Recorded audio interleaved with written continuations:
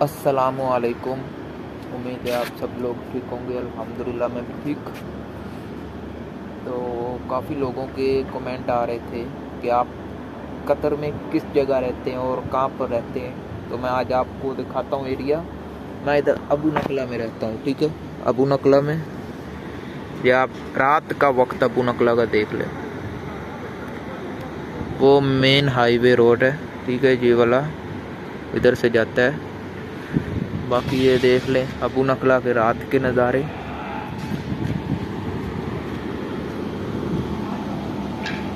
ये देखिए, ठीक है,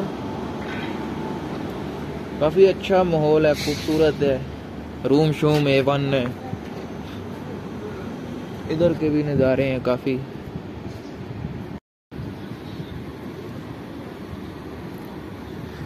इधर से भी मैं आपको दिखाता हूँ।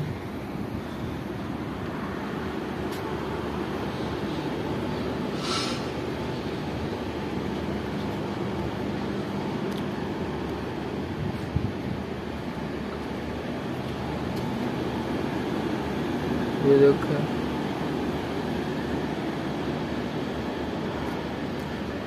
ये अबू नकला के नज़ारे। सारी कंपनीज इधर हैं। सिक्योरिटी की कंपनीज लगा लें या कोई भी जो बड़ी बड़ी कंपनी है, उनके कैंप इधर हैं। इधर से मेन से भी आपको दिखाते हैं।